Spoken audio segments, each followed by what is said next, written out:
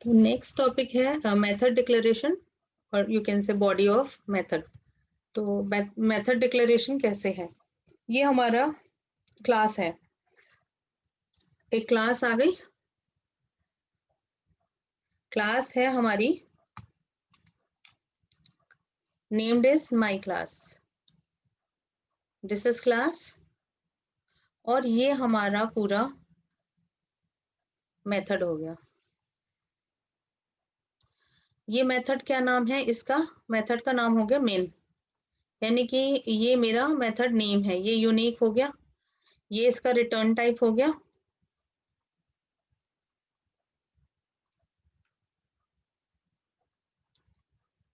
ये इसका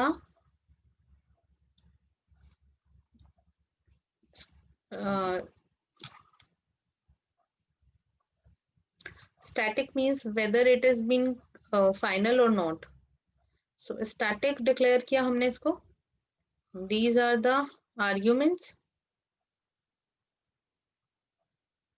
and this is the body, ये आपके function की body होगी। क्या कर रहा है, what function is being performed, function performed by a method, ये हमारा डिफाइंड होता है into the method declaration body.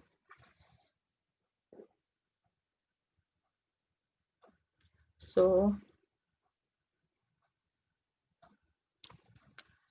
अब ऑब्जेक्ट एंड क्लास एग्जांपल, हमारे पास ऑब्जेक्ट एंड क्लास रहेगा main within the class और main with outside the class. तो हम दो तरीके से अपने क्लासेस को बना सकते हैं, एक तो हम क्लास के अंदर ही मेन डिफाइन करें, एक हम दूसरी क्लास के अंदर मेन डिफाइन करें। तो दोनों तरीके से हम कर लेते हैं। पहला object and class example main within class. तो क्या हुआ, हमने क्लास बनाई, उसके अंदर एक वेरिएबल डिफाइन किया, इंटीजर आईडी, स्ट्रिंग नेम, दो वेरिएबल डिक्लेयर करें, पब्लिक स्टैटिक वॉइड मेन कर दिया, string args curly brace start, student s1 equals to new student, ये हमने ऑब्जेक्ट डिक्लेयर कर लिया, और हमने system dot out dot println s1 dot id, क्योंकि मैं इसके थ्रू ही इनको रेफर कर सकती हूँ, तो s1 डॉट id बना लिया, और s1 डॉट नेम को मैंने उसको कॉल करा लिया। तो अभी क्योंकि देखो हमने इसमें कोई वेरिएबल कोई वैल्यू हमने डाली नहीं है, तो इसलिए वो नल वैल्यू ही हमें रिप्रेजेंट करेगा। तो इसका जो आउटपुट होना चाहिए वो आउटपुट क्या होना चाहिए, उसका आउटपुट होगा 0 and null. Why 0 and null? देखिए ये आईडी है, बाय डिफॉल्ट इसकी जो वैल्यू लेगा हमारा जावा का कंपाइलर, जो वैल्यू इनिशियलाइज करता है वो हमारी वैल्यू इनिशियलाइज करता है 0 एंड नल। इंटीजर या न्यूमेरिक जितने भी डेटा टाइप्स हैं उनको वैल्यू 0 देता है, और जो स्ट्रिंग्स होते हैं उनको नल डिक्लेयर करता है। ये हमारा मेन मेथड हो गया। इसके अंदर हमने इसमें ऑब्जेक्ट क्रिएट कर लिया, ऑब्जेक्ट का नाम हो गया s1।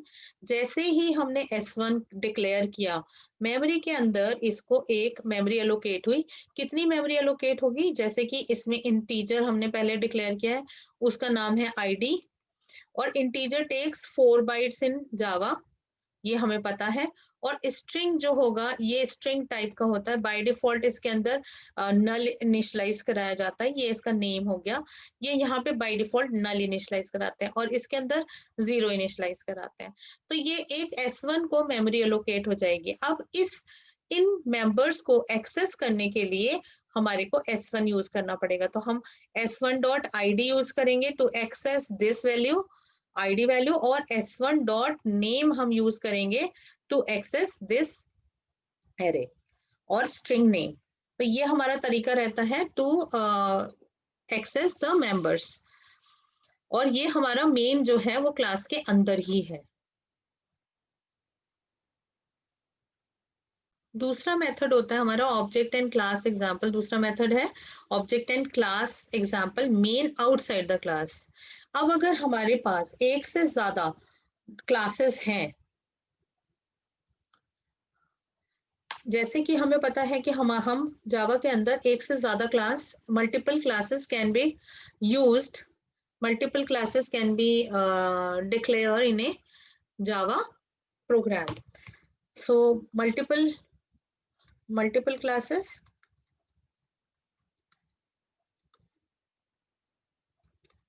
can be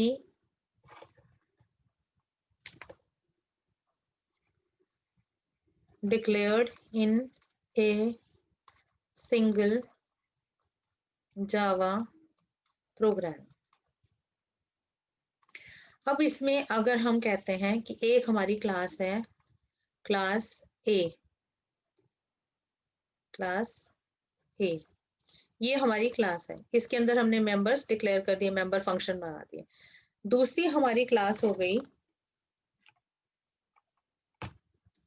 class B, इसके अंदर हमने public static void main declare किया।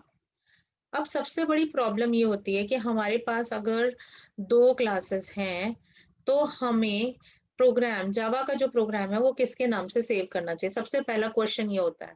तो सबसे पहला क्वेश्चन अगर ये है तो हमारा आंसर क्या होगा कि हमें प्रोग्राम को उसी नाम से सेव करना चाहिए जिस क्लास के अंदर मेन डिक्लेयर है। जैसे कि इस एग्जाम्पल के अंदर बी क्लास के अंदर मेरा मेन डिक्लेयर्ड है, तो मुझे इस प्रोग्राम का नाम देना चाहिए बी डॉट जावा, क्योंकि ए डॉट जावा की अलग से डॉट क्लास फाइल बनेगी, ए डॉट जावा की अलग से क्लास फाइल बनेगी। मतलब आप जब इसको कंपाइल करेंगे तो आपके पास दो फाइलें बनी आएंगी, ए डॉट क्लास और एक बनी आएगी बी डॉट क्लास। तो अब जो बी डॉट क्लास है उसके थ्रू ही हम इसको रन कराएंगे। रन क्यों कराएंगे? क्योंकि इसी के अंदर मेन है और हमें ये पता होना चाहिए कि जावा का जो प्रोग्राम है उसके लिए मेन को कॉल करना जरूरी है। तो मेन हमें किस क्लास में मिल रहा है? बी में। तो जब हम जावा, जैसे आप जावा सी कंपाइल करते हो, मैंने कहा बी डॉट जावा इसी के नाम से सेव करूंगी क्योंकि मेन के अंदर, मेन मेरा जो है वो बी के अंदर है। तो जब मेरे को, जब कंपाइलेशन हो जाएगा बिना एरर के, सिंटेक्स एरर सारी रिमूव हो जाएंगी, तो ये दो क्लासेस मिलेंगी। अब हमें रन करना है, रन करने के लिए आप क्या करेंगे? जावा बी को ये रन करोगे। जैसे ही जावा बी को रन करेंगे तो ये मेन हमारा कॉल होगा और यहाँ पे हम इस क्लास का ऑब्जेक्ट डिक्लेयर कर सकते हैं, A x equals to new A. Means अगर मुझे इस क्लास के मेंबर्स को या मेंबर फंक्शंस को एक्सेस करना है तो मुझे इस क्लास का ऑब्जेक्ट बनाना पड़ेगा। तो अभी देखो आप, यहाँ पे मैंने क्लास बनाई, class student integer ID string name. तो मेरे पास एक क्लास हो गई स्टूडेंट क्लास, जो मेरी क्लास है जिसके अंदर हमारे पास है डेटा मेंबर्स।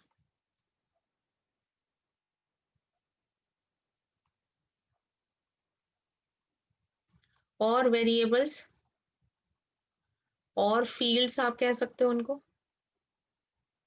एंड दूसरी मेरी क्लास ये है, ये क्लास आपकी यहाँ पे बनी हुई है, ये क्लास यहाँ से स्टार्ट हुई और यहाँ पे खत्म हो गई है।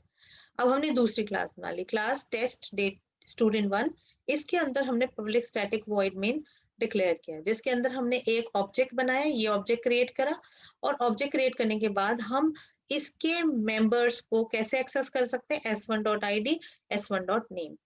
तो ये हमारा फंक्शन हो जाएगा। ऑल्दो इसका जो रिजल्ट होगा वो भी 0 और नल ही रिटर्न करेगा क्योंकि हमने यहाँ पे इनको कोई भी वैल्यू इनिशियलाइज नहीं करी है। तो ये हमारा लॉजिक होता है। इस प्रोग्राम को मुझे जब सेव करना होगा तो मैं सेव करूंगी टेस्ट स्टूडेंट 1.java। सो टेस्ट स्टूडेंट 1.java से जब मैं इसको सेव करूंगी तो जब कंपाइल करेंगे, मैं अभी आपको इसको प्रैक्टिकल करके दिखाती हूँ, test1.java और student डॉट क्लास नाम से एक फाइल हमारी बन जाएगी। तो हम अभी एक बार एग्जीक्यूट करके इनको देख लेते हैं। So I'm creating a program class with main method. So this is my program heading, class student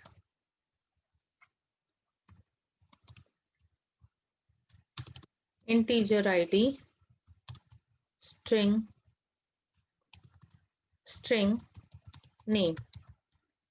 So these are the my members. Now I am saying public static void main string args curly braces. You have to close curly braces again and then close. So now what I have to do, student, spelling ठीक होनी चाहिए, student S1 equals to new student.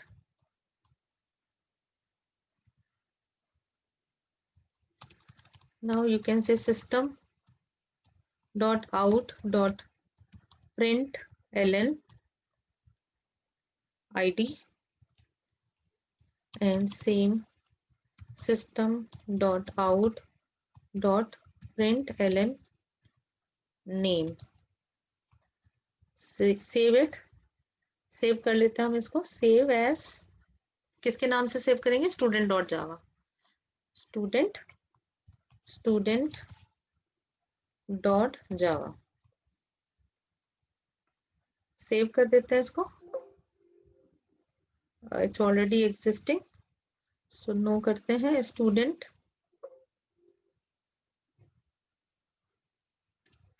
Underscore 1. इसको यहां से आप copy कर सकते हो, file save as control V dot Java, यहाँ पे आप कोड्स क्लोज कर लेना, सेव. अब हमें क्या करना है, हमें CMD जाना है. मेरा क्योंकि जावा प्रोग्राम ई ड्राइव पे है तो हमें जावा प्रोग्राम में पहले शिफ्ट होना होता है. ये आप लोगों को पहले से ही पता है, अगर आपको नहीं पता है तो आप इसकी प्रीवियस वीडियोस आप मेरी देख सकते हो. Now you have to compile.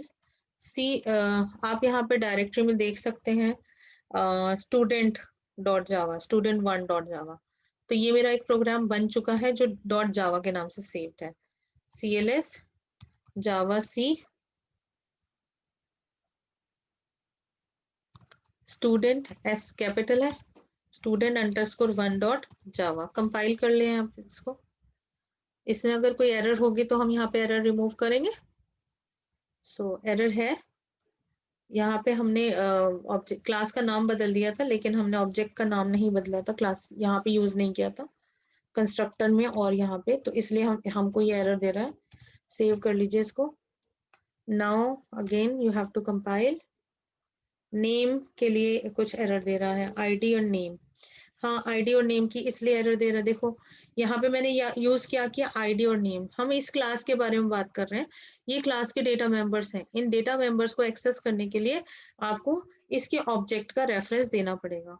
ये मैंने जानबूझ के रखा था ताकि आप लोगों को पता हो कि एरर आती है अगर हम अपने ऑब्जेक्ट का नाम रेफर नहीं करते हैं. तो javac, now it is been cleared. Java student underscore 1. So see there is a class dir. If you want to see only class file, then you can say class. So all class files will be there. ये आ गई हमारे पास student underscore 1 dot class.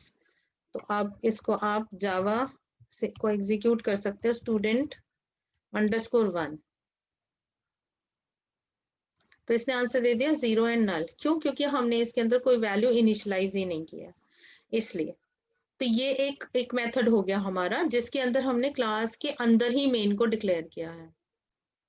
अब दूसरा concept भी हम समझ लेते हैं, मेन आउटसाइड द क्लास. इसका क्या मतलब हुआ कि एक क्लास के अंदर हम मेन डिक्लेयर करेंगे और एक क्लास के अंदर हम सेम ले लेती हूँ मैं, स्टूडेंट अंडरस्कोर 1. यहाँ पे हम कहते हैं integer ID semicolon string name. ये मेरा क्लास यही खत्म हो गया, पहली क्लास. दूसरी क्लास हमारी हुई क्लास, हम इसको लेते हैं क्लास. क्लास एक कीवर्ड है तो इसलिए हमारा केस सेंसिटिव है. हमें इसको टेस्ट करना है, हम कहेंगे टेस्ट अंडरस्कोर स्टूडेंट. कोई भी आप नाम रख सकते हैं, यूजर डिफाइंड वर्ड है, आपको इसके अंदर कन्वेंशंस याद रखने पड़ेंगे आपको. अब देखिए ये क्लास हो गई, इसके अंदर हम क्या डालेंगे, पब्लिक स्टैटिक वॉइड मेन. पहले हमने क्या किया था, उसी के अंदर उसी क्लास के अंदर हमने एक मेन को डिक्लेयर कर लिया था। तो अब हम क्या कर रहे हैं, दूसरी क्लास बनाई है हमने, हम उसके अंदर मेन डिक्लेयर कर रहे हैं। अब हमें टेस्टिंग करनी है अपनी स्टूडेंट क्लास की। हम कहेंगे student underscore 1 S1 equals to new student underscore 1। इस क्लास का मुझे ऑब्जेक्ट बनाना है। अब हम क्या कहेंगे, system dot out dot println ID S1, same रहेगा concept, S1 dot ID print कर दिया हमने। एंड हम इसको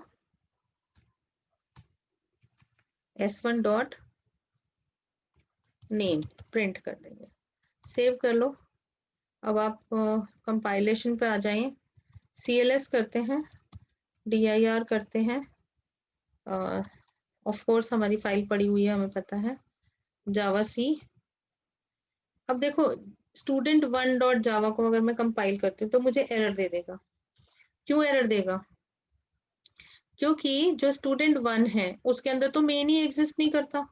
देखो एरर आप, अगर आप लोगों को कुछ समझ में आता है तो ये एरर्स दिखाई दे रही है हमें, और ये एरर मुझे ये बता रहा है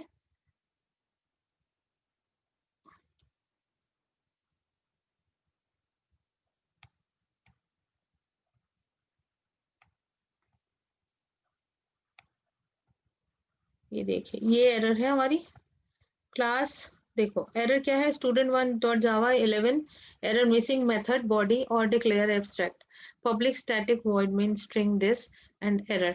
सो आपके पास ये मेन है ही नहीं, ये क्लास है ही नहीं, मेन है ही नहीं इस क्लास में। तो हम क्या करें? तो अब हमें क्या करना चाहिए था, जो हमारा ये प्रोग्राम था इसको हमें सेव करना चाहिए था। फाइल सेव एज, किस नाम से, जिस क्लास में हमने अपनी मेन को डिक्लेयर किया है, हमने अपने मेन को डिक्लेयर किया है, उसी क्लास के नाम से इसको सेव करना पड़ेगा। आप क्या करोगे, फाइल सेव एज, उसी प्रोग्राम फाइल में यहाँ पे आप लिख दो डॉट जावा, इसके नाम से आप इसको सेव कर लो। अब क्या करोगे, अब आप कंपाइल करो, CLS test javac test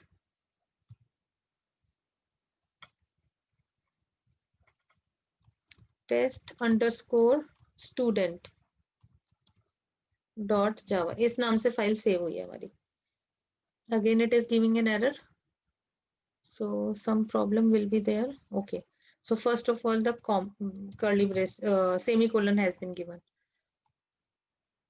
Now it has been executed java test underscore student, तो सेम वैल्यू आ गई।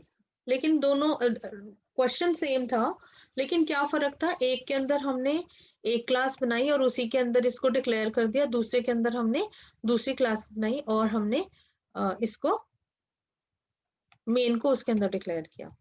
तो अगर हम इसको कंपैरिजन करें तो I will write the same code again.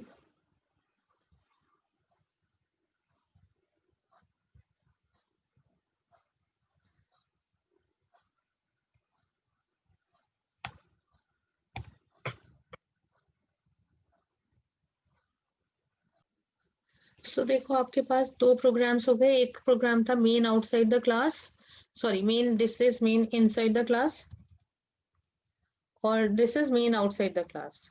Inside the class means class student 1 बनाया, उसी के अंदर हमने मेंबर्स को डिक्लेयर करा और उसी के अंदर हमने मेन को डिक्लेयर करके और उसके ऑब्जेक्ट को मेमोरी एलोकेट करके हमने उसको एक्सेस कर दिया उसके मेंबर्स को। आउटसाइड वाले को देखा तो हमने एक क्लास बना ली जिसको हमने क्लोज कर दिया, उसके बाद हमने एक और क्लास बनाई जिसके अंदर हमने मेन को डिक्लेयर करा और फिर हमने ये काम करा, मतलब इतना जो पोर्शन था वो हमने किसी दूसरी क्लास के अंदर डाल दिया। तो ये बेसिकली डिफरेंस है between the main inside the class और आउटसाइड द क्लास।